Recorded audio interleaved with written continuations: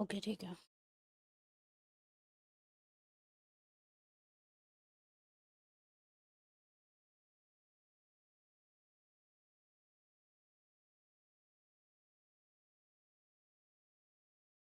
Hello everyone, welcome to Tarunay's Academy. This side Soumya, and let's begin with your today's weekly current affair class. Okay, so I hope all are doing well. I hope all are fine, and we are good to go. We are good to start with the today's current affair classes. All right, so without wasting any time, let's have the class begin. And first of all, we are going to start with 39 2024. That is, we are going to cover 30th of September current affair, then 1st October, 2nd October, 3rd October, 4th October, and simultaneously we are going to cover all the particular, or what you may say, all the current affair. But before that, just let me know that is everything fine and clear.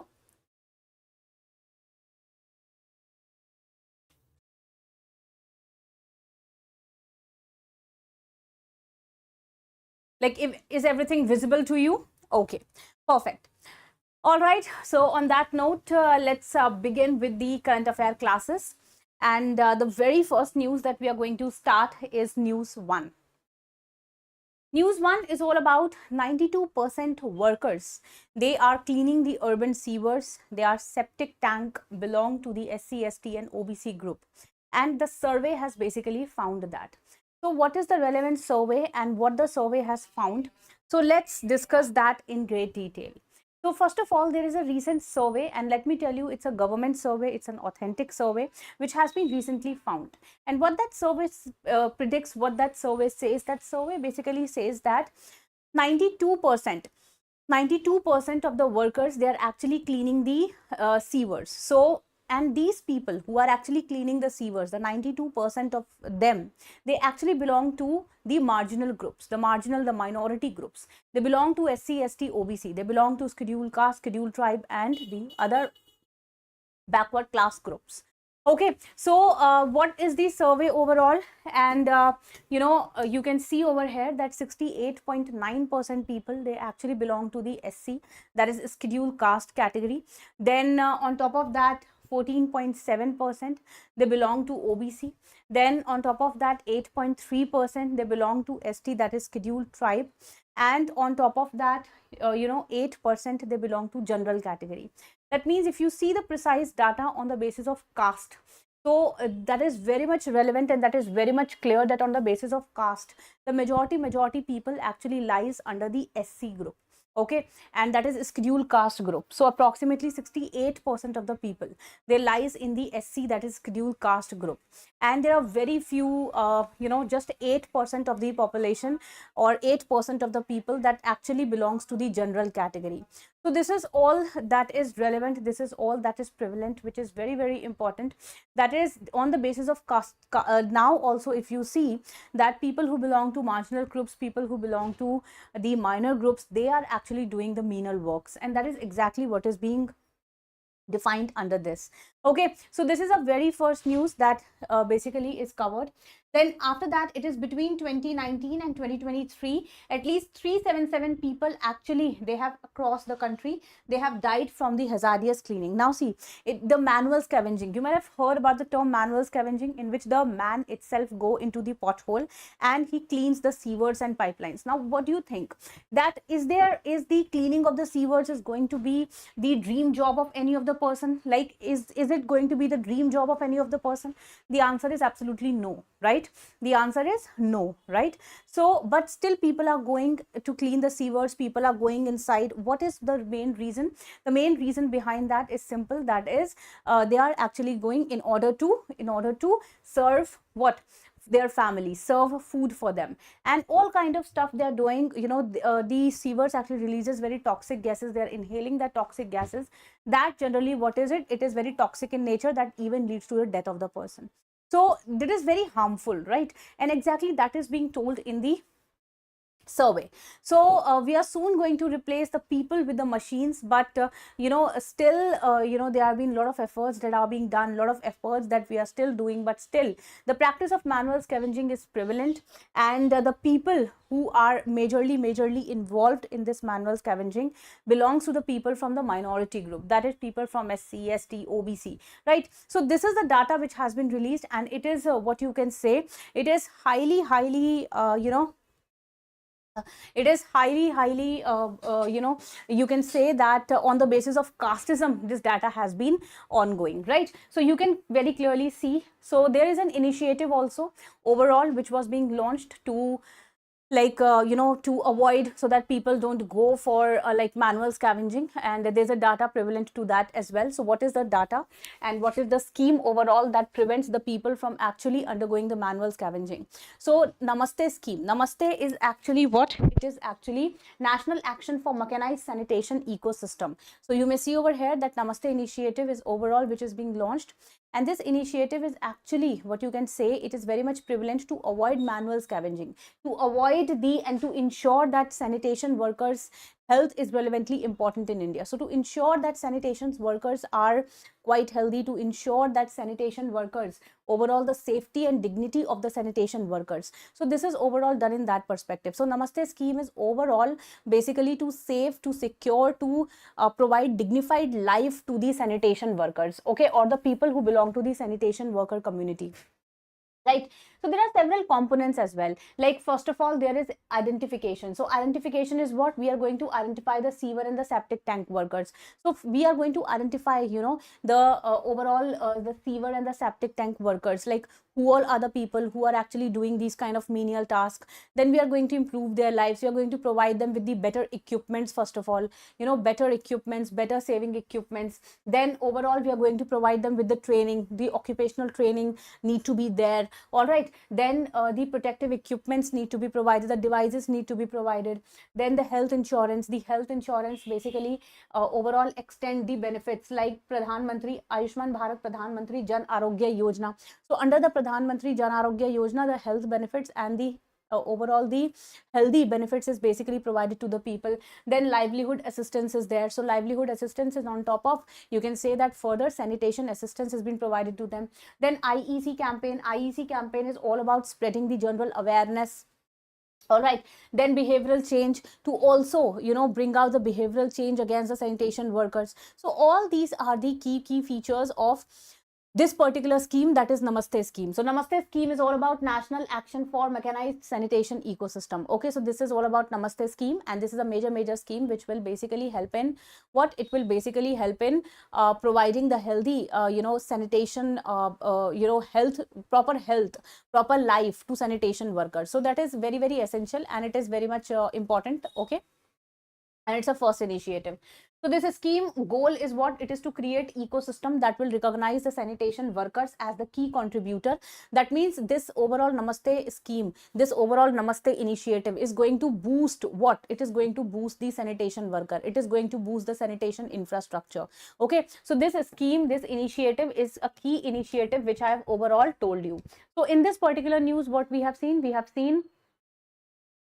first of all the data with respect to this, okay. Then and this data is very much authentic in nature, so like you can write it, you can you can quote this data in your mains answer also. If so, see, every year the question is asked on this particular topic, so this data is relevant, you can quote this data, you can write down this data, okay. To be very precise, you can write down that 68.9% of the people see, if a question asked on reservation also, like what you think, is reservation relevant in the present times, you can write that yes, why, you have to support both the points, like yes also, no also. So in yes point, you can write that still there are 60, according to the government survey, it has been predicted that 68.7% or 68.9% they are belong to the SC, who are actually involved in the the manual scavenging. Then further 14.7% belong to OBC, further 8.3% ST, and only 8% they involves in general category, who actually does the manual scavenging. So you can write down in that manner, and this can be of a great help, okay. All right. So data is important, and please remember Namaste scheme is also important. Okay, so question can be asked, Namaste scheme is relevant to what? And you have to answer that. So Namaste scheme is relevant to what? It is actually providing the healthy lifestyle and livelihood benefits to the sanitation workers. So that is relevantly important, and you have to mark it down. News 2 is all about the green goddess. So what is being done? As you guys know that Durga Puja is, soon Durga Puja is going to start, and on the context of Durga Puja, okay, on the context of Durga Puja, you can say that proper green goddess. So in this Durga Puja, you can see the green statue of Durga Puja, okay, and what this green statue of Durga Puja actually signifies, that you need to preserve the environment, okay. The protecting of the environment, the conservation of the environment, the preservation of the environment is a key feature towards the celebration. Is of course we have to celebrate Durga Puja, but we have to celebrate in a very environment friendly way. We don't have to celebrate in a way that it can harm the environment. So any of the particular fact, we don't have to harm the environment, and that is something which we have to be very sure of. All right, so this is exactly what it is. So yeah, so in this time, green goddess, green Durga idols will be worshipped. So Durga Puja, if you see, Durga Puja is also called as Durgotsava,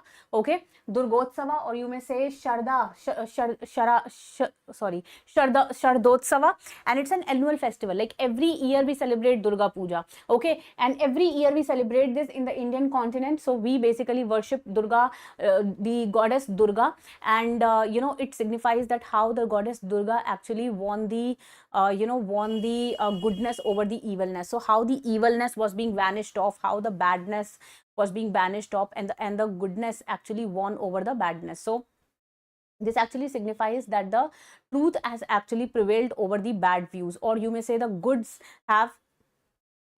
have actually prevailed over the badness, right? So this is what actually the Durga Puja overall signifies, okay. It's a won or winning of the victory, or winning of the happiness, or winning of the victory over the evilness, okay. So this is what Durga Puja actually predicts. Now this festival is celebrated in many parts of the India, like in Bengal, in Tripura, Bihar, Jharkhand, UP, Assam, Odisha, in Bangladesh. So in all these particular states and countries, this festival is being celebrated with a great pomp and show, okay. So in West Bengal, it is celebrated with a great pomp and show, and now in all over India, okay, in all over India, it is celebrated with great pomp and show. So this festival is observed in the Indian calendar month of Ashwin, okay. So this festival comes in the Indian calendar month of the Ashwin, and it is overall a 10-day festival in which people actually celebrate this with great pomp and show. And overall, they bring the deity, the image of the deity to their homes, and they celebrate it with the there's a function overall that undergoes, and everything overall undergoes. So yeah, Durga Puja is an important festival, and it predicts the Shaktism tradition of Hinduism. Now what is important is that it is also mentioned under the UNESCO intangible heritage list as well. So in UNESCO cultural intangible heritage list, Durga Puja is being listed in that. So that is also important, okay, that Durga Puja is it is listed in the cultural intangible heritage list. All right, and it is listed when? So in the year 2021 itself it was listed. Now, as per the Hindu scriptures, if you see, the festival makes the victory. So there is a victory of evilness over the goodness. So the goodness has won over the evilness, and that is exactly what is being, what is being predicted in the Durga Puja. Okay. Then the festival also, it epitomizes the victory of goodness over the evil, and overall, you may say not only the goddess Durga is being worshipped, but also other goddess like Saraswati, Lakshmi ji, and further Kartikeya is also worshipped. So it's a festival which is being celebrated with a great pomp and show, and that is all about Durga Puja. And I know that many of you celebrates it, many of you have quite seen this. So yeah, that is all about Durga Puja. But please remember that from UPSC perspective, what is important is that it lies under the UNESCO Cultural Heritage Intangible List. Okay, so it lies under the UNESCO Intangible Cultural Heritage List. So that is relevantly very important. After that, we are moving to news 3. News 3 is all about the Indian economy is recovering. Indian economy is recovering, and we are seeing K-shaped economy. So what is this K-shaped economy and how Indian economy is recovering? Now we are going to see that, okay?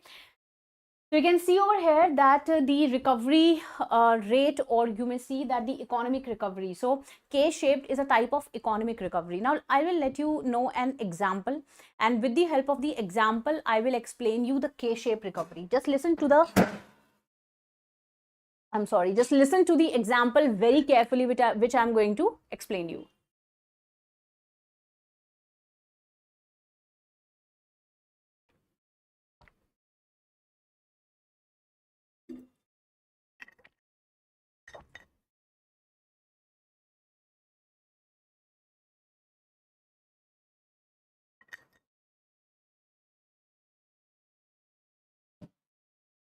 All right. So, like, we all went through the phase of COVID-19. Yes or no? Yes, ma'am. So, let's take an example that the person X, okay? So, there's a person who belongs to X family, and that person who belongs to X family was the only bread earner in his family. What he was? The only bread earner in his family, okay? And because of COVID-19, that person died. Because of COVID-19, that person died.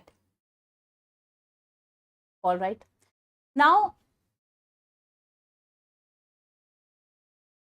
just imagine the condition of that house. Now there is no bread earner.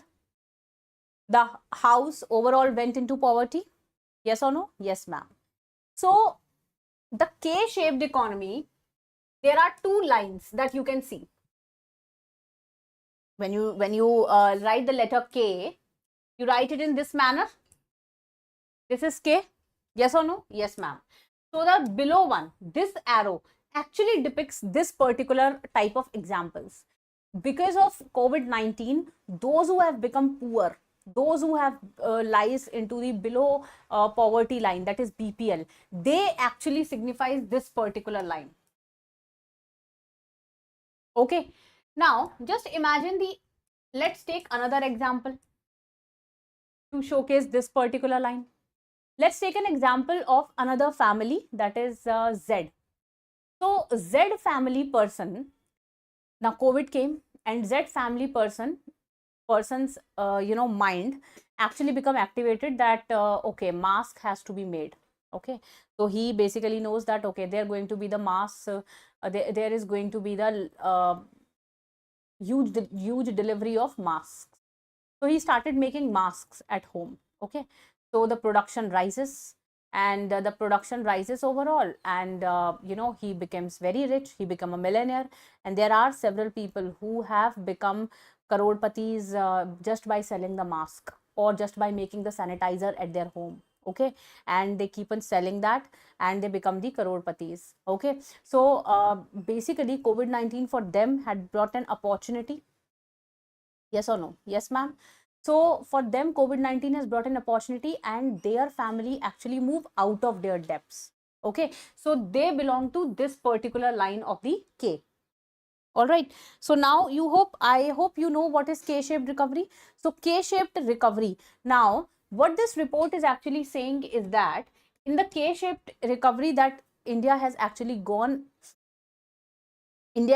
undergoing, there are large number of people who are actually benefited from the COVID-19, that is whose economical condition have actually improved during the COVID-19, and there are very less number of people whose economic condition actually degrade during the COVID-19.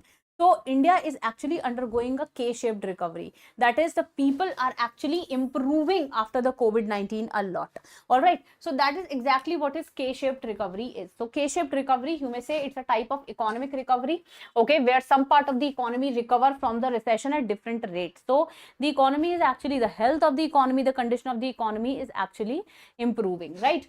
So the term actually comes from the path of different parts of the economy. Now, the term gained predominance in 2020-2021 when the COVID-19 actually came down, and there are many people who become rich in the COVID-19, many industries who actually they actually got rebound after the COVID-19, whereas there are some industries also who have gone down during the COVID-19.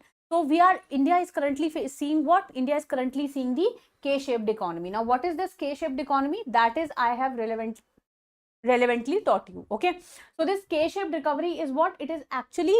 It is dividing the economy into two. Just look at the diagram over here as well.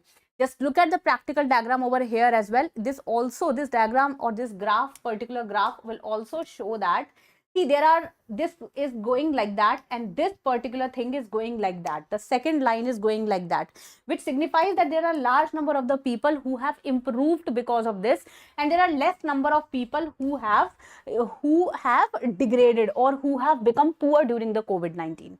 So India is currently going what? India is currently going a K-shaped economy, and that is exactly what is predicted in this particular news. Okay, so I hope that is absolutely clear to you. What is this K-shaped economy? Okay, so India is actually bouncing back, and India's overall improvement in the K-shaped economy, that is also very, very good, right? So yes. Now we shall move forward, and with respect to news 3, we are going to discuss the another topic, Middle East crisis. Now, Israel strikes Lebanon, Yemen, biggest fight against the terrorism is still going on. Now you'll say that, ma'am, whatever has happened in the Middle East is happened very sudden, right? Now earlier, let me start this story from the very starting so that you can understand the whole of the thing. Now, because this news will recurrently occur in the 1st October, 2nd October, 3rd October, so you should have the clear idea about from the starting onwards. Now, this story actually starts from the very starting, and actually what happened is that the Hamas is a terror group, okay, and Hamas terror group actually, the base of the Hamas terror group is actually in Palestine. Now, Hamas terror group has actually attacked the Israeli people. And in that particular attack, approximately 1,200 people, 1,200 Israeli people, let me be very specific, actually died in that terror attack. Now, this terror attack was of course, it is, very bad in its nature. 1,200 Israeli people has actually died. See, Israel is not a big country. It's a small country, right? And it's the only country where the Jewish population actually lives. So they're very particular about the single person's life also. Okay. Now, 1,200 people died in that Hamas terror group attack, which was being launched in Israel, or which was being done in Israel. Now, as soon as the attack was did, after that, the Israel continued the fight against terrorism. Israel, on the moment, they have done the missile attack, and in that missile attack, they strike down the Hamas organization's headquarters. They have hit the headquarters. They have also hit several of their bases in the Palestine, majorly in the Gaza Strip. Okay, now as soon as the missile actually stuck in the Gaza Strip and in the the Hamas terror organization bases, the overall there are large number of death of the Hamas terrorist. Now, overall the situation in Palestine got also worse. Why? Because see, these terror organizations, whether it is Hamas terror organization or Hezbollah terror organization, they actually uses the guerrilla warfare technique. Now, what is this guerrilla warfare technique? The guerrilla warfare technique is where these terrorists actually live in between the people, in between common people. I mean, you can't identify that whether this person is a terrorist or this person is a common people. Okay, so they actually live among the people, right? So it's very difficult to find out that who all are terrorists and who all are the common people. Okay, so when it is very difficult to find out, then how will you kill them? So basically, then if you don't have the precise area to kill them, then what you have to do? You have to strike that particular area, that whole of that particular area. Yes or no? Yes, ma'am. And when you strike that whole of the particular area, what happens? When you strike that whole of the particular area, there will be innocent people also that they will die. And this is exactly what happened in Palestine. There are large number of innocent people that have died. We have seen on YouTube the videos and the photos of small children's, the complete families are being lost, and the people around in Palestine, they are being in Gaza Strip, they are being releasing the videos, they are crying, and a lot of things are being done. Okay, now what happened? This Hamas terror organization was being helped by several Syria terror organizations. Okay, so Israel straight away strike down the Syria as well, the Syria terror organizations as well. So the strike or the missile attack was being launched on Syria terror organizations also. Then it was found the fact that these Syria terror organizations was being helped by Hezbollah terror organization, and Iran was actually supporting all of these particular groups. So what happened is the top creamy layer of Iran's commanders, like the military commander Soleimani, then the external affairs minister, the president Raisi, they all got killed. Okay, they all got killed. Then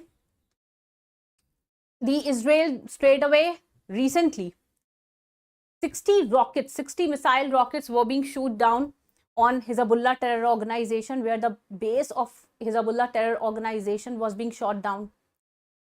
And as the base was attacked, the people, they got hampered. The people, they got disrupted, right? And in that missile attack, there are a lot of top leaders of Hezbollah terror attack. They have also died. The chief of the Hezbollah died, Nasrullah. And it was considered as a big grief and a loss for Hezbollah. And now Iran went into mourning. Iran said that 1,000 Nasrullahs, they have been born in Iran today. Okay, then Iran straight away attacked the Israel, launched 330 missile attacks on Israel. The president of Iran, Khamenei, told Israel that Israel is soon going to be shot down. Israel is just for few days, that's it. So this kind of statements were being released, the harsh statement. Although no country's president, these are very harsh statements to be made by any country's president. But these kind of statements were being released. These kind of statements were being made that itself were very cause-worrying. It signifies that whether a nuclear attack is going to be done. Then on side of that, USA was also being involved. USA straight away, the Joe Biden told that nuclear attack need not to be done, neither from the Israel side nor from the Iran side. But Donald Trump, the recent election in USA, the Donald Trump and Kamala Harris, they are fighting for the recent election. We are going to see who will become the USA president next, whether it would be Donald Trump or it would be Kamala Harris. The elections will going to take place, or the elections are going to take place in the next month, that is November, where the results will be announced, and we are going to see who will become the president of USA. But Donald Trump has released a statement that Israel should first attack the Iran nuclear sites. They should first destroy the nuclear capabilities of Iran, and then the rest of the thing they can do afterwards also. So this kind of statement was released, which is of course very tense. So basically, the war is accelerating. It has not gone down. It is still accelerating, and the situation had got even worse.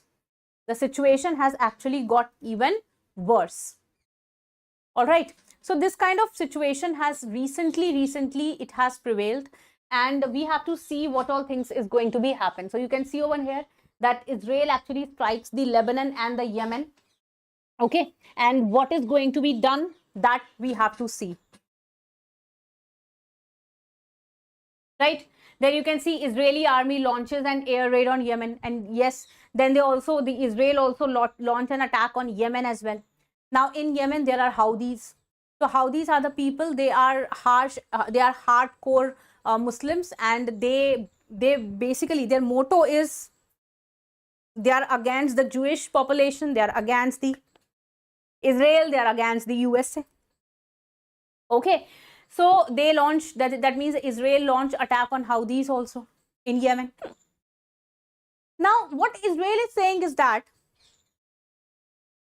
they don't have anything against the common people. That means they have nothing against the Lebanon people, nothing against the Yemen people, nothing against the Iran people. But their fight is against terrorism. That is what Israel is saying. And whosoever will come in between, or whosoever will protect the terrorist, they will automatically become their enemies. That is what exactly Iran is actually, the Israel is actually saying. Okay. So you may say that, this is, you can say that this is an attack which was being done. And Israel targets the militants in Yemen. It bombards the Hezbollah in Lebanon. So this is overall what is going currently in the Middle East. The situation is literally very, very tensed. It is a very, very warsome situation. We have to see what will happen and, where this all situation goes, whether there will be nuclear attack. See, if there is going to be nuclear attack, let me tell you, it's going to be the worst. Because already we have seen during the time of the Second World War, in 1945, when USA actually launches an attack on the Hiroshima and Nagasaki. And let me tell you that even after 100 years, the mortality rate is 60-40. That means 60% of the people, they die, just 40% survive. So in Hiroshima and Nagasaki, let's say if a child is born, if 100 childs are born, 60 of them will die because of some reason, because maybe they will have certain kind of genetic disorder or, anything. They will die. And only 40% they will survive. So even after, the impact has remained even after 100 years. So you can just imagine what a nuclear attack means. The genetic disorders are maximum in those particular areas. The people have highest mental disorder in that particular area. And generations of generation basically impact from the attack. Just imagine when the attack was done, what was the situation? We can't imagine right now, because the situation would have been so worse. Right now we are living in 2024. The attack was done in 1945.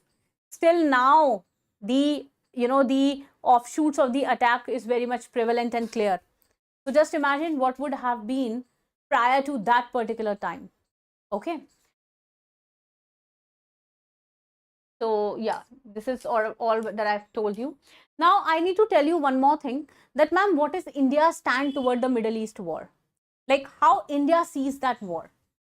Is India supporting Israel? Is India supporting Iran? Is India supporting anyone? Or is India quiet? Or is India following a quiet diplomacy? What India's stand is?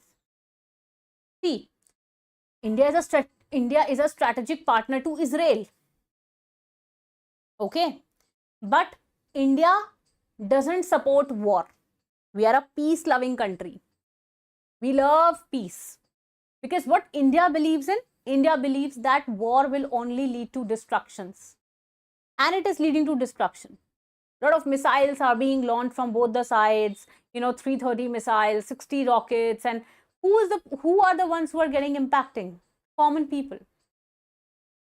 The common people. The children's, the women's, they're getting impacted. Right? So what India stand is that war is never a solution to anything. War is not a solution to anything. This is what India believes in. All right. Okay.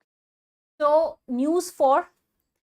What is news 4 and what does this news say? Is that India is elected to GLOBE, that is Steering Committee on Combating Corruption. So India recently elected to this particular committee, and this particular committee is actually, the steering committee is majorly formed to reduce the corruption,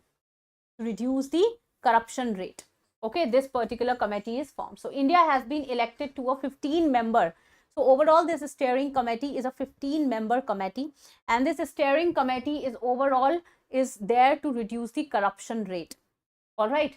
So the Central Bureau of Investigation, that is CBI, has further, you can say, had investigated. Now, what is this organization all about? What is this Global Operational Network of Anti-Corruption Law Enforcement Authority, that is GLOBE network? So it is actually an organization which was launched under the G20 initiative. So under G20 initiative, this particular framework is launched, and it basically is to reduce the international corruption, international crime, and also to reduce the financial crime. So this particular organization is overall involved to reduce all the corruption crimes, the financial crimes, and overall these crimes, they are basically reducing. This particular globe network is actually being reducing it.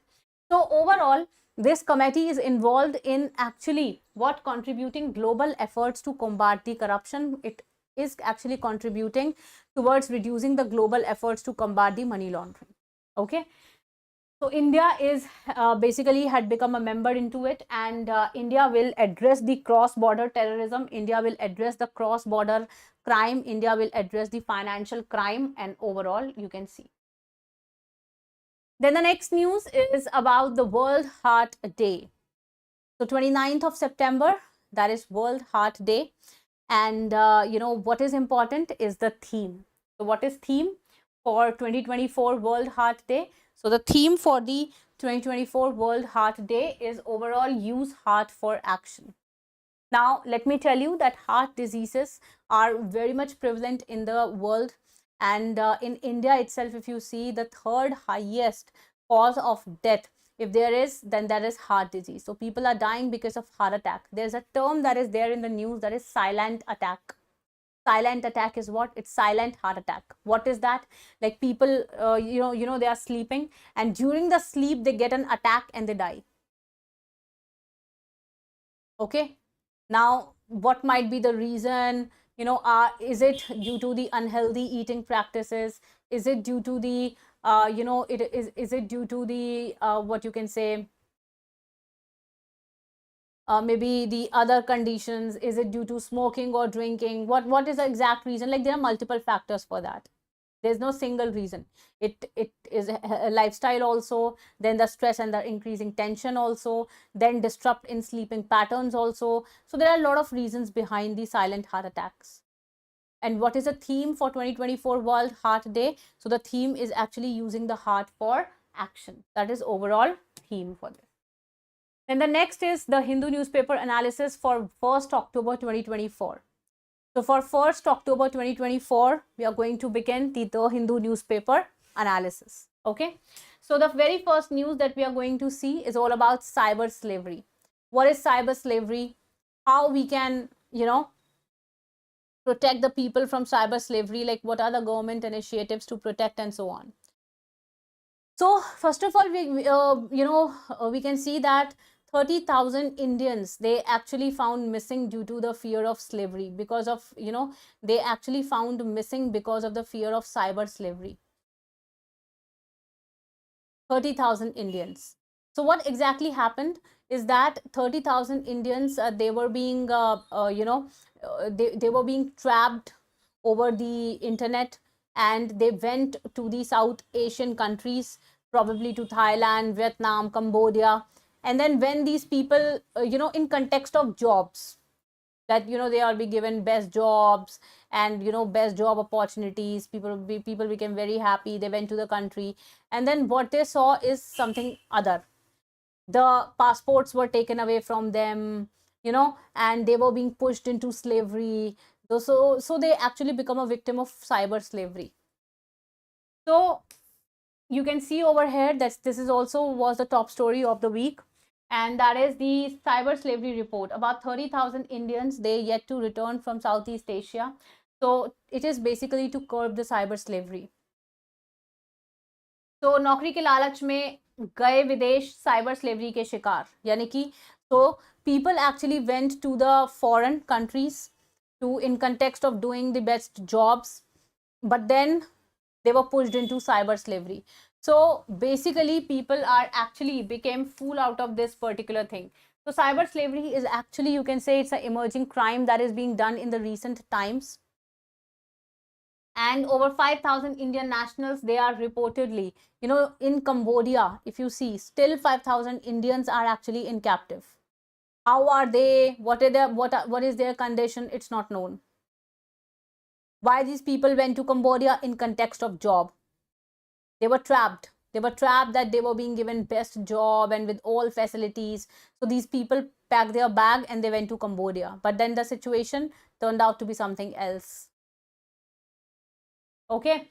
So overall, you may say, what are the factors which actually invoke the people towards cyber slavery? First is internet. The internet has no border. If there is anything happening in USA, you can sit in any country and you can see that. Anything happening in any country, you can see through internet. Secondly, internet also had two ways. There are dark internet, there is white internet. White internet is just 10 part. Dark internet is 90 part, and dark internet is unregulated. It's not regulated. All right. So the point is that the internet is a major source, which is actually becoming a reason for disruption. Then further, if you see cybercrime as a service. So cybercrime is actually being used as a service. Okay, and that is also, that is also one of the major issues that you can prevalently see over here. Then the battlefield advantage, that is the cross-border attacks. The increase in the cross-border attack, like recently, if you can see, the Pakistan launching in several terror attacks against the Jammu Kashmir. Okay, so there has been increase in the cross-border terror attack. That has been increasing, and that is also one of the way. Then the next, I told you, dark internet, increase in the criminal activities, scamming. That is also one of the way.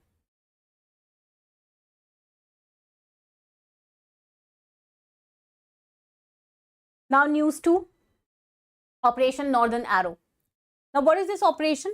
So recently Israel has basically launched a new operation, and the name of the operation is Operation Northern Arrow. Now what is this?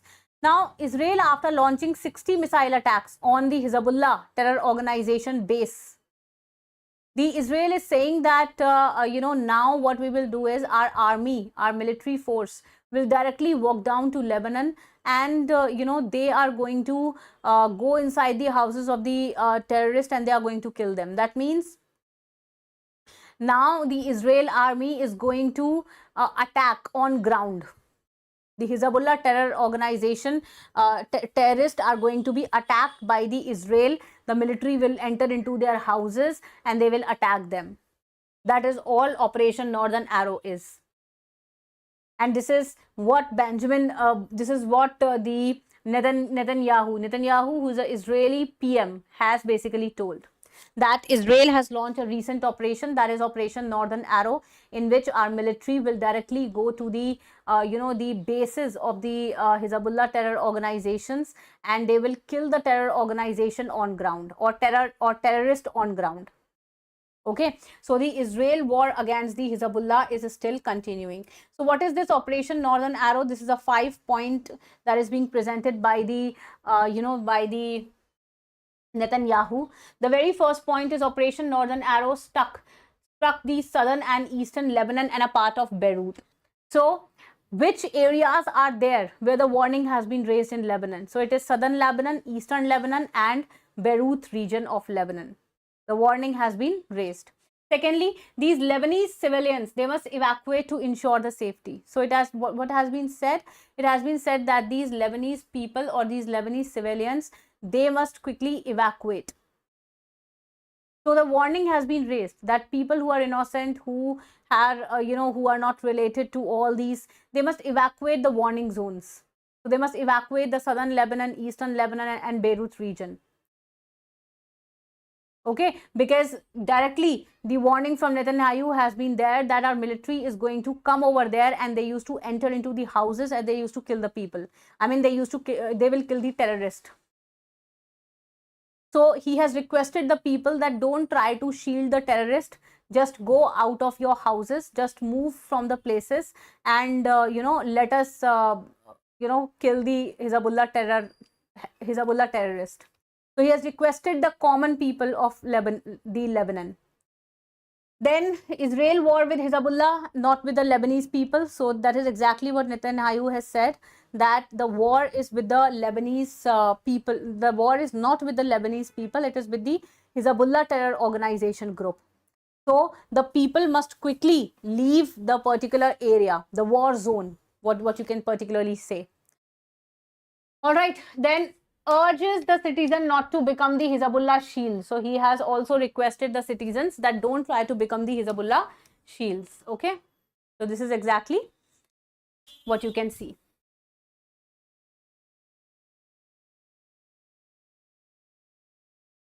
News 3 is all about Jammu Kashmir. Third phase of voting begins. Now in Jammu Kashmir, the phase of election is continuing. And, you can see that the first phase of election was actually on 18th of September. So that was when the first phase of election took place. The second phase of election was 25th of September. And the third phase of election was 1st of October. And the 4th October was the time when the result have came. Okay, so this is the overall phase of elections procedure that is going on currently in where in Jammu Kashmir. You may see over here the image where people are happily voting in Jammu Kashmir. Now you can see over here Jammu Kashmir goes to poll today. October 1, 2024, phase 3 elections are continuing. Overall, there are 415 candidates over here, out of which 2 former deputy CMs are there, Tara Chand and Muzaffar Beg. More than 20,000 polling staff has been mobilized across the 7 districts of Jammu Kashmir as well. Okay. Over 39.18 lakh voters are eligible to exercise their franchisee as well. So over, you may say, 39.18 lakh voters, they are eligible. They are people, they can, they can vote freely, right? And overall 5,000 voting stations are there where the people can vote, where these 39.18 lakh people can go and they can vote, right? And in 40 assembly segments. So in different areas like Jammu, Udhampur, then Samba, Katwa in Jammu region, then Baramulla, Bandipora, then Kumpha, they are the regions in northern Kashmir where the elections are currently taking place. If you see the voter turnout, what is the voter turnout? It is exactly 61.38. So the currently, if you see the voter turnout for the first phase of election, then or the first phase, that is on 18th of September, the voter turnout was 61.38%. In the second phase, the voter turnout percentage was 57.31. Okay, so this is a voter turnout which is considered as a good voting percentage turnout.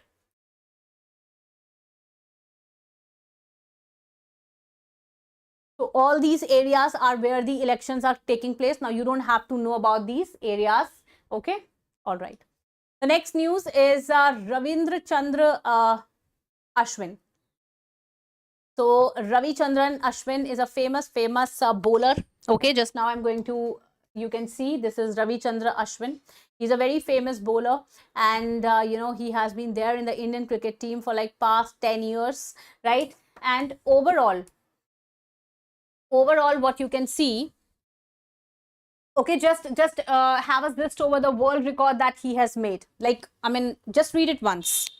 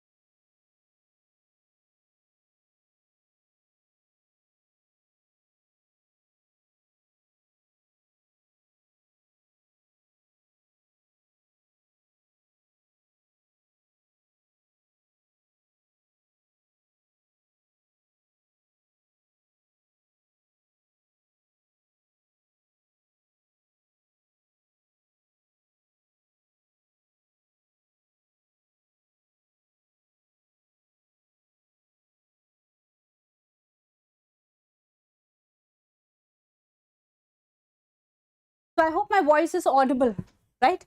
I hope my voice is audible. Okay. All right. So as you can see over here, he has created the history.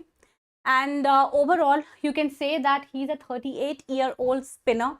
And what he has done is that he dismissed Saqib Al Hasan for 9 runs on the last ball of 56th over to complete the 50 wicket. That means he is a man who has completed the 50th wicket in the WTC. All right. And this is the exact world record that he has set, that he has actually, completed the 50th wicket. He has become the first bowler, the first Indian spinner to actually has, bowled over the 50th wicket or gained the 50th wicket in the WTC, right? So this is exactly the world record that he has set. The next Hindu newspaper analysis is for the 3/10/2024, that is 3rd of October 2024. So let's just begin. The very first news, now there are several virus, ma'am, and there is one more virus that we are going to discuss, and that is all about the Marburg virus. Now, what is this Marburg virus? What is this disease outbreak? And there has been a disease outbreak in Rwanda with respect to Marburg virus. So what is this virus? How it is transmitted? What are the symptoms? What is the cause of spread? We are going to discuss all about that. So first of all, Marburg virus is a deadly virus, let me tell you. So it has been originated in Rwanda, in Africa, and it is widely spreading to other countries. That means it is widely spreading to Germany and so on. So the news are here. It's a topmost story for this week, that deadly Marburg virus suspected of reaching Germany from Africa. Okay, Rwanda reports 8 deaths that is linked to the Ebola-like Marburg virus. That means the Marburg virus is actually a bit of Ebola-like virus. Okay, the speed of transmission, the speed of, overall, you can say that it is quite lethal in nature. Okay, so Marburg virus we are going to see in detail now. So be concentrated over here. So Marburg virus is a hemorrhagic fever virus. So it is a hemorrhagic fever virus. So it belongs to which family? Now this question can be asked, that actually which virus family does this particular virus belongs to? So it belongs to the Filoviridae family. Okay, so this virus actually belongs to the Filoviridae family of virus, and it's a member of the species of the Marburg virus. So overall, it can cause several diseases. It actually is causing the viral hemorrhagic fever. The WHO, that is World Health Organization, has specifically mentioned that it actually is very, very lethal, and it is actually causing the large number of pathogenic attack as well. Okay. Further, the Center of Disease Control and Prevention has also listed this particular virus under the category A virus on the basis of the fastest transmission rate and on the basis of lethalness nature. Now, this virus can be transmitted by the exposure of one species of fruit belt. That means the fruit bats, they are the main agent through which this particular virus is spread. All right, so fruit bat is that reason through which this particular virus is being spread. So this virus is also being transmitted. It has been transmitted widespread from people to people, from animal to people, people to animal. Okay, so this virus is continuously spreading. You will be astonishing to know that the overall transmission rate is 55%. That means it is actually spreading at the rate of 55%. Now, if you see this deadly virus overall death rate, the death rate is also high. It is approximately 35% to 85%. Now, what does that mean? It means that the people, let's say 100 people actually got this virus, Marburg virus. So 35 to 85 people will die in that.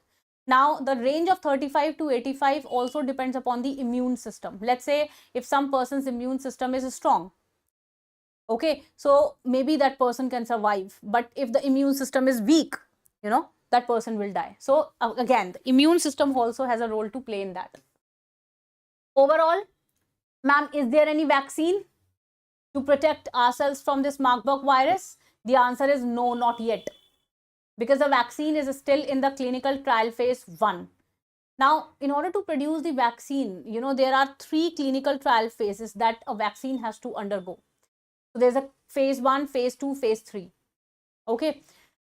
So currently, this particular virus vaccine is under the clinical trial phase 1. And after that, it will reach to 2, then 3. And it approximately will take like 3 to 4 years in order to make the vaccine. You can imagine, like, you have to wait a lot for this. Now, this Marburg virus is actually first time. It was described in 1967. It was discovered that year during a set of outbreak of Marburg virus disease. Okay, and particular from there onwards, the disease is being spreading. So I have marked here in the map the red color. You can see over here the red color.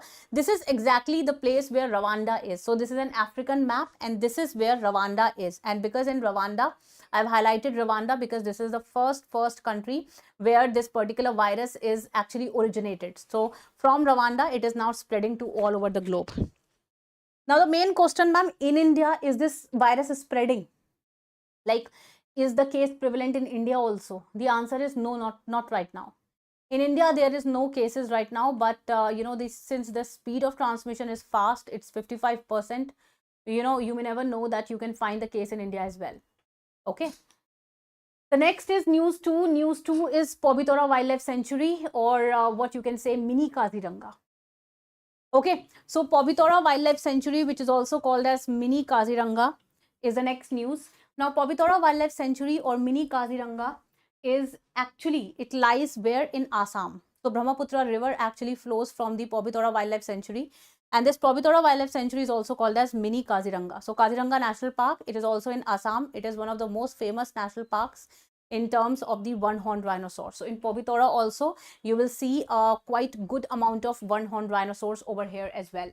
So this particular wildlife sanctuary also lies, that means Pobitora Wildlife Sanctuary also lies in the Assam region. Okay, so approximately it was declared as the wildlife sanctuary in 1987, and it is widespread. This wildlife sanctuary is widespread in the area that is 38.85 kilometers square.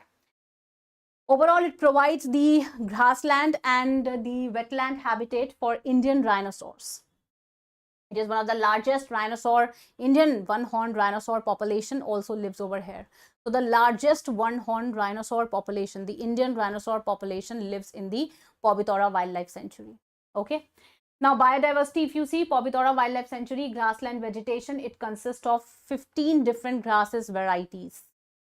Okay, so there are different grass variety it consists of, and overall you can say that it's a habitat of second largest one-horned rhinoceros population, because the largest one-horned rhinoceros population belongs to the Kaziranga National Park, and the second largest one-horned rhinoceros population is where it is in Pobitora Wildlife Sanctuary. Okay. Now, there are also other animals like jackal is there, then wild boar, water buffalo, barking deer, Indian leopard, rhesus macaque, and other 200 migratory birds as well. So that means the diversity in this wildlife sanctuary is a lot. The Indian rhinoceros, that is one-horned rhinoceros, or you may say rhinoceros unicornis, is again, you may say that it's a rhinoceros species in the Indian subcontinent. The weight, if you see, it is 2.07 to 2.2 tons.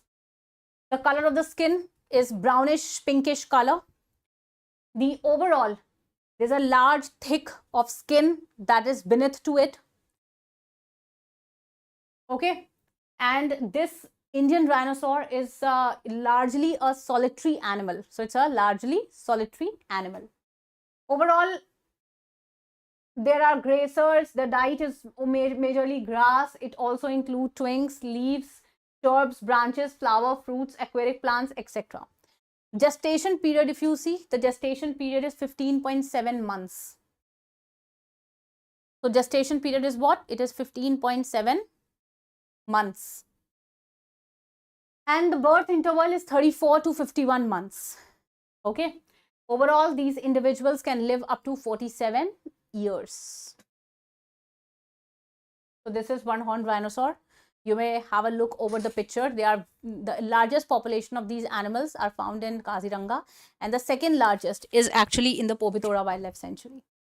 The third news is all about Mithun Chakravarti. Now, he's a Bollywood actor, a famous Bollywood actor.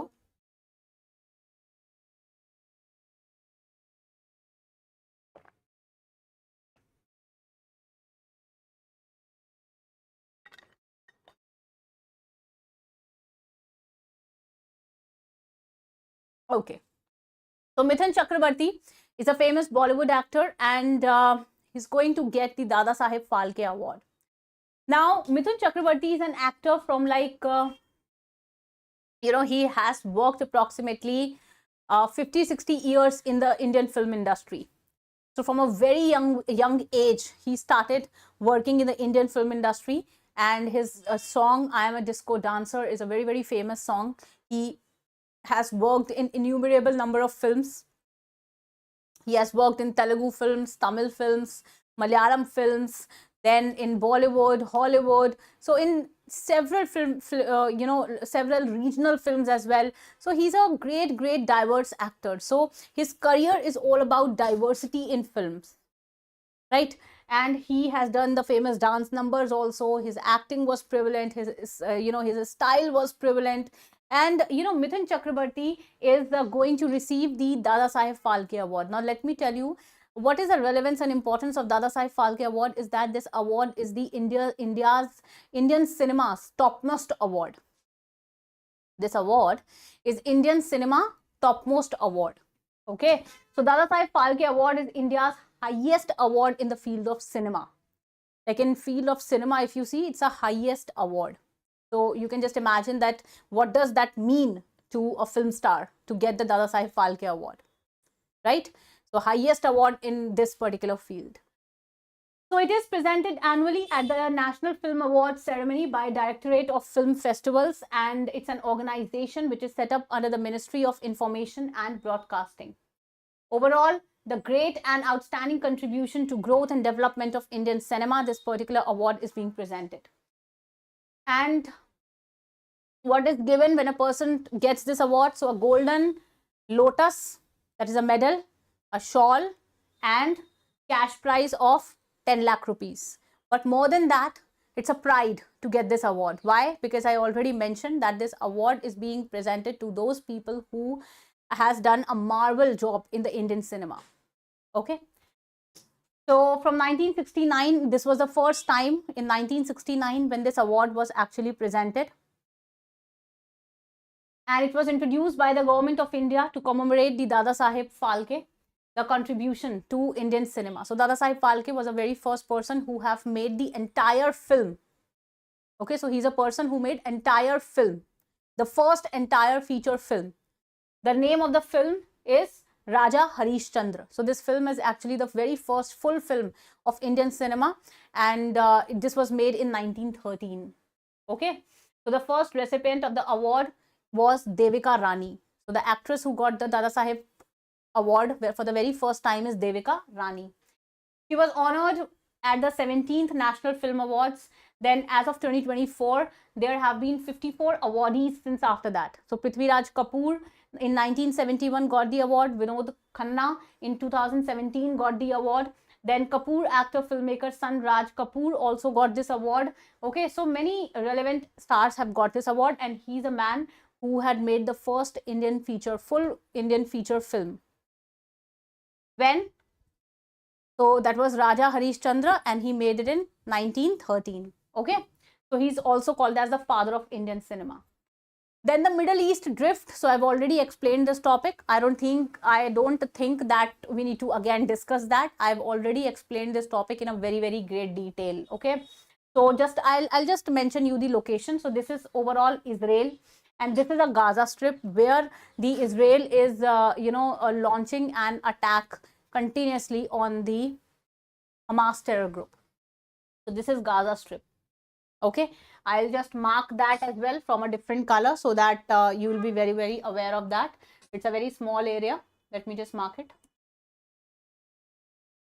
This is Gaza Strip. And this is that area which is a war area where the Hamas terror organization bases are there. Okay, and Israel is attacking that. So just see the adjacent countries to Israel. It is Egypt, Jordan. Okay, then Syria, then Lebanon. So in Lebanon, where the attacks are being launched on Hezbollah, this is that region. I've marked it with red spots. These are that region which the Israel is attacking.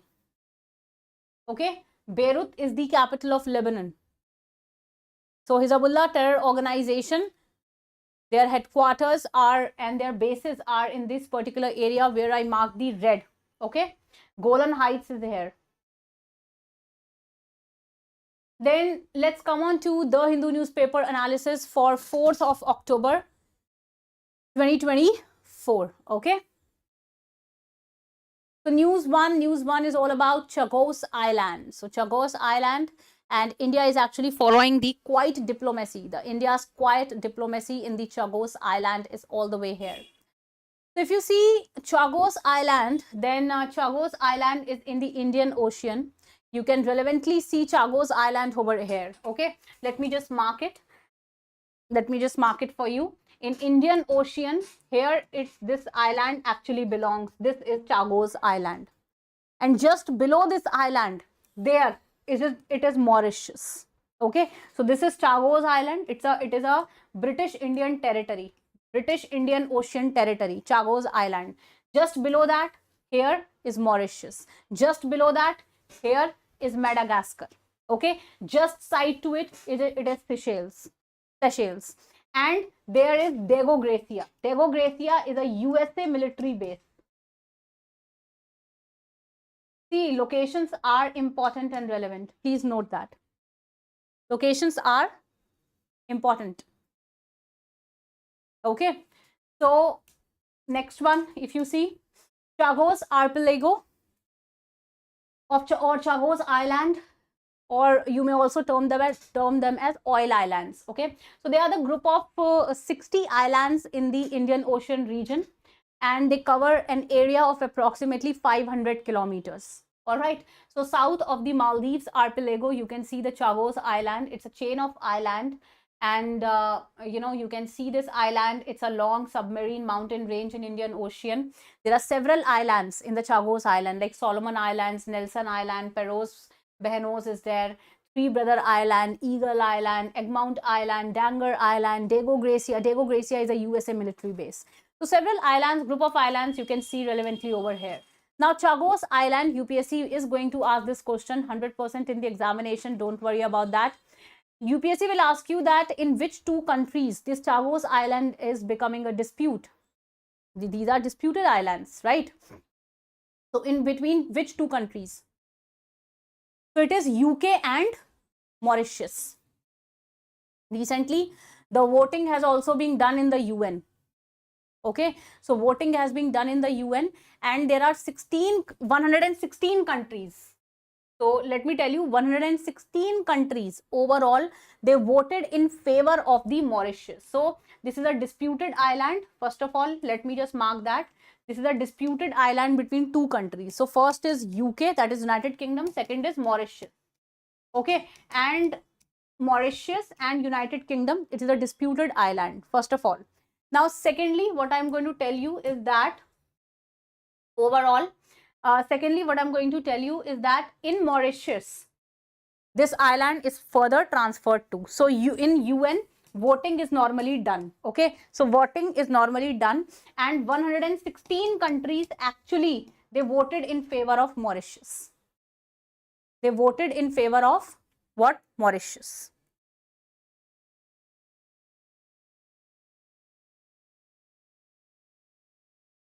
Okay, so Chagos Island, they belong to the central Indian Ocean, approximately 500 kilometers south of the Maldives. These islands include the Diego Garcia. It's a home to the US Naval Support Facility. All right. So the international dispute in the ICJ, International Court of Justice, in 2019 is still you can say that the dispute was being raised, that UK is saying that this island belonged to UK and UK should get these islands, but finally these islands, they have been transferred to Mauritius, and India has also supported the Mauritius, that these islands should be transferred to Mauritius. So India has also supported that decision. All right, so this is overall dispute. And how it is prevalent, I've just told you. The next news, classical language status. Now, overall, there were 6 classical languages. And let me tell you, 5 more languages were added over here. So already 6 languages were there and 5 more were added. So who are the 5 languages that were added? So Marathi, Bengali, Assamese, Pali and Prakrit. These were the 5 languages that were added. Okay, so Marathi was added now, Bengali is added, Assamese is added, Pali is added, Prakrit is added. So Union Cabinet, they have approved the classical language status for Marathi, Prakrit, Assamese, Bengali and Pali. This is a topmost story. Now we are going to discuss all about the classical language. First of all, what are the 6 classical languages which are already there in the list? The very first is Tamil. Tamil was in the classical language list. It was declared in 2004. After that, it was Sanskrit in 2005. Then it was Kannada 2008. Then it was Telugu 2008. Then Malayali 2013. And then Odia 2014.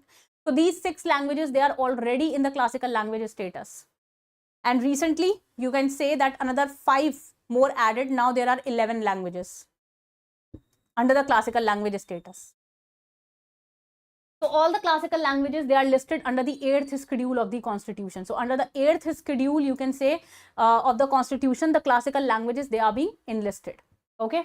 So Ministry of Culture, they provide the guidelines to the classical language status. And further, you can say what are the guidelines, what are the different guidelines under which this classical language status is being there. So very first guideline is the text or recorded history for over a period of 1500 to 2000 years. So that means a language will be a classical language, or you can say the a classical language if like there will be a history of that particular language right away from like 2000 years. Very first. Secondly, if that particular language is going to have valuable speakers. Okay, so there will be list of that valuable speakers, or valuable heritage of generation of speakers will be there. Third, the language will be a classical language when the lot of people will speak that language, and on top of that, you can say that the language will be original. It will not be a copied. The language will be original. It will be distinctive from the modern. Okay, and the offshoot of the people, they will speak that language. So if 5-6 criteria are there, then that particular language will receive the status of the classical language.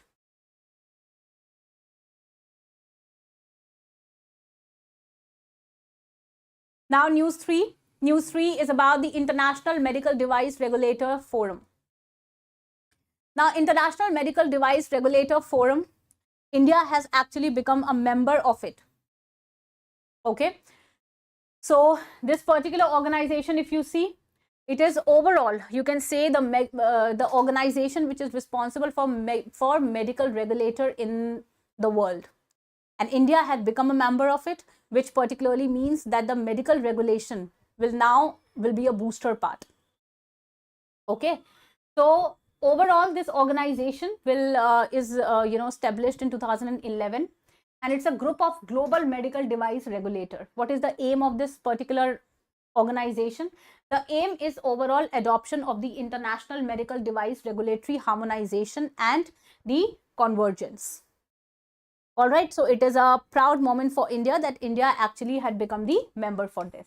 So medical regulatory, in terms of medical regulation, India will have a master over it.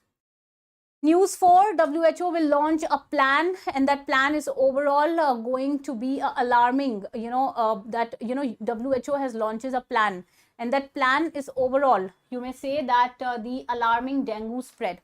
So dengue is actually spreading at a very widespread rate, and WHO has launched a plan with respect to the the dengue spread.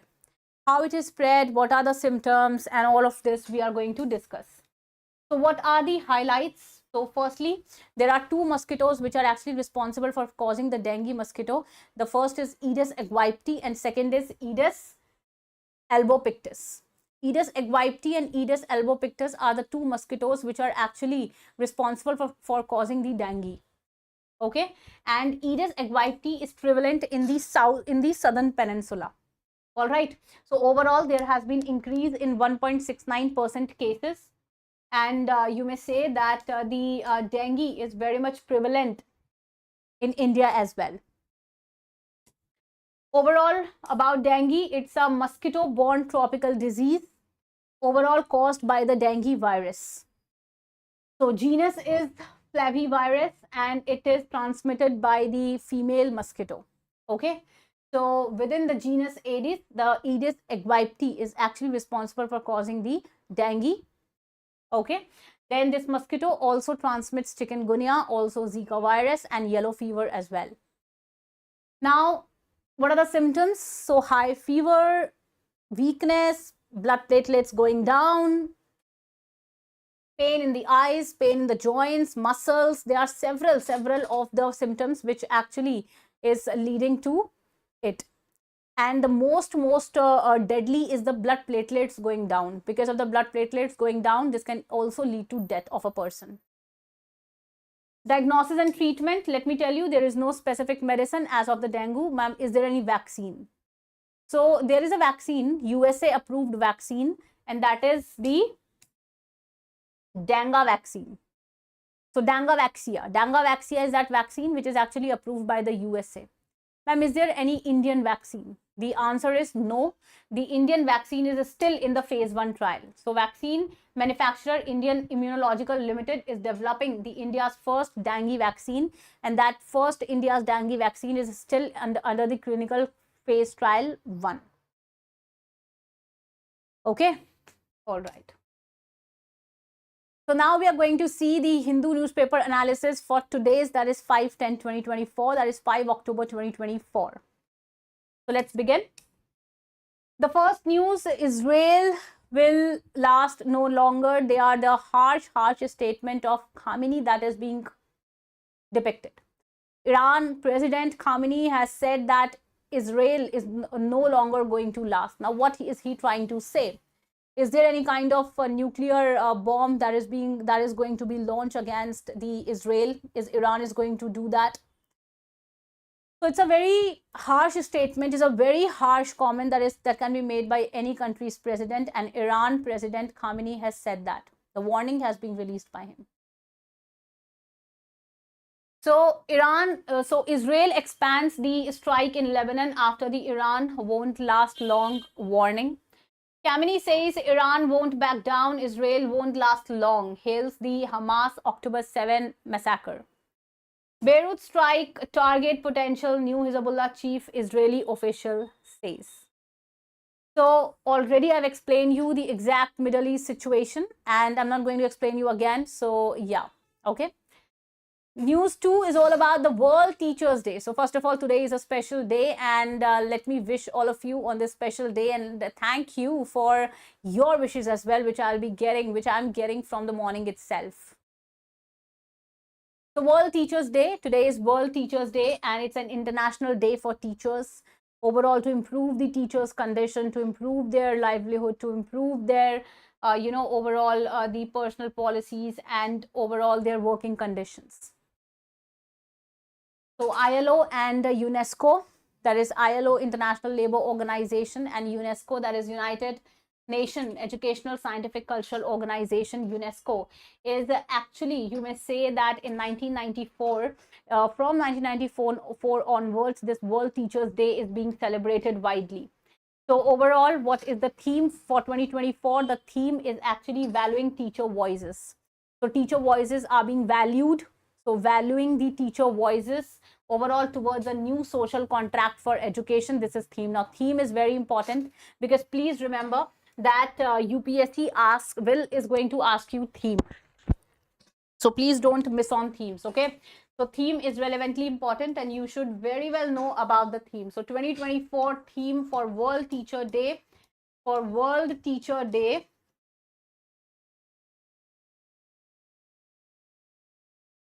So what is the theme? The theme is valuing the teacher voices towards a new social contract for education. All right, so this is the theme. Now, next one is the External Affairs Minister S. Jaishankar. soon going to visit the SCO summit. Now, let me tell you, Pakistan is going to have the meeting, that is SCO meeting, and the meeting is going to be held in Pakistan. And after like 10 years, the External Affairs Minister S. Jaishankar is going to attend that meeting. Okay. And from Indian delegates side, already the warning has been issued to Pakistan to reduce the cross-border terrorism. So already the warning has been raised. Now, when they are going to, when they are going to, what you can say, when the Indian delegate is going to attend the SCO summit. So they are going to attend the SCO summit in 15th October to 16th October. Okay, the SCO meeting is going to held in Pakistan. So Pakistan is hosting the SCO, that is Council of Head of Government meeting, and this is our External Affairs Minister, Mr. S. Jaishankar, who is going to attend the meeting. Ministry of External Affairs announced on Friday that External Affairs Minister S. Jaishankar, that is Subramaniam Shankar, is going to attend the SCO summit. The EAM Jaishankar will attend the summit, and already the warning has been raised. The warning to the Pakistan to reduce the cross-border terrorism is there on the par. SCO is Shanghai Cooperation Organization, and the headquarters lies in Beijing, China. The creation overall was announced in 2001, and overall the official languages are Chinese and Russian. India joined the SCO on 8 to 9 June 2017, that is Asthana Declaration. The supreme decision-making body for SCO is the head of the State Council, that is HSC. The SCO permanent bodies are the SCO Secretariat in Beijing. SCO is overall the Shanghai Cooperation Organization, and the big 5 countries which are founding members of SCO are the China, Russia, Kazakhstan, Kyrgyzstan, Tajikistan. The top 5 countries which are actually the founding members for SCO. Now, another, in 2001, the Shanghai 5, the big 5 has actually added, and this after the conference was held, the Uzbekistan has also become the member. In 2017, the first phase of expansion took place, in which India and Pakistan both become the members of SCO. In the second phase of expansion, the Iran has recently also become the member of SCO. So now the total members of SCO are 9. So the total 9 members are there. 2022 SCO summit is going to be held in Uzbekistan, and Varanasi was at that particular point of time was, first time it was made the tourism and cultural capital for 2022 and 2023. In 2023, the SCO summit was held in India, and in 2024, it's going to be held in Pakistan, and India is going to attend it after 10 years. Okay. So overall, big supreme body, as I told you, is head of council of a state. Official language, Russia and China, that also I told you. Now, regional anti-terrorist structure, that is RATS, is a permanent organization against the terrorism. This organization is particularly acting, and overall, it is there to promote the cooperation of member states against the three evils. The headquarters are in Tashkent, Uzbekistan. Now, member states, if you see, there are 9 member states: China, India, Kazakhstan, Kyrgyzstan, Russia, Pakistan, Tajikistan, Uzbekistan, and Iran. They are the 9 members of the SCO. The 3 observer members are also there, like Afghanistan, Belarus, and Mongolia are also there. The dialogue partners are Maldives, so Myanmar, Nepal, Saudi Arabia, and Sri Lanka. So they are the dialogue partners. Then, if you see the importance, so SCO is the largest regional organization globally. It overall covered the 60% of the Eurasian landmass and 40% of the world population. Okay. And of course, 20% of global GDP as well. Governance, SCO mainly focus on regional development and security issues. And on top of that, the head of Council of State is a supreme decision-making body. Official language are 2, the Russia and China. Presidency, every rotational year, the presidency actually changes. Okay. Now, regional anti-terror structure, that is RATS, is overall against the terrorism. This particular organization is actually acting, and the headquarters lies in the Tashkent. Okay. So Tashkent, Uzbekistan is the headquarters, and the head of the RATS is actually elected for the 3-year term. The tourism and cultural capital is Varanasi. So that's the tourism and cultural capital. The dialogue partners are Armenia, Azerbaijan, Cambodia, Nepal, Sri Lanka, and Turkey. Guest attendants are Asian, Turkmenistan, CIS, and UN, and observer states are Afghanistan, Belarus, Iran, and Mongolia. And the member countries are 9. You can see over here as well. The next news. And the last news for today's weekly current affair analysis, that is Project Kusna. What is this Project Kusna? Is India's defense system is going to be elevated. Are we going to build the exact Iron Dome defense system which the Israel is having? If that happens, then India defense system is going to be marvel. Overall, you can see over here, this is the Iron Dome defense system, and India is going to soon undergo under the Project Kusna. Now, what is it? Project Kusna is overall to provide the Indian Air Force a long-range air defense system. So, air defense system is overall soon going to be launched, and it is for like targeted for 2028 to 2029. And overall, it's an ambitious indigenous project that is undergoing, and it has been developed by the DRDO, that is the Defense Research and Development Organization. The estimated budget is 21,700 crore rupees. Overall, you can say this particular project is actually parallel to the Iron Dome defense system. Overall, it aims to detect, destroy various hostile targets, crucial missile systems, stealth fighter jets, drones, etc. Key features, if you see, it's a long-range surface-to-air missile system. Overall, it incorporates advanced long-range surveillance and fire control radar system, as well as it also empowers and monitors the airspace, and it fend off the enemy threats as well. So it can target the missiles that are lying beyond the 400 kilometers also. The system has a single shoot kill chance, 80% at least, and over 90% two missile. That means it can even shot down a missile which is, even far at 400 kilometer distance as well. So Iron Dome system, you just need to know that Israel is currently having the Iron Dome defense system, which actually kills, or which actually protects the Israel defense system by approximately 90%. That is a huge, right? So you can see that all the current affairs are relevant. We have already done all the relevant current affairs as far as the weekly current affair analysis class is going to be. And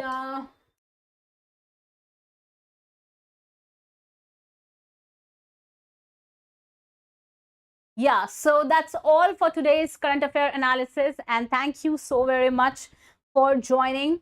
And thank you so very much. If you have any doubt, like, you can ask me, otherwise you can leave the class because the class is over. We shall meet the next week every Saturday. This current affair class is going to be. And thank you so very much for joining. Have a nice day. Bye bye, take care, good luck, God bless. And of course, may God look over you. And please start revising and also start making notes for this.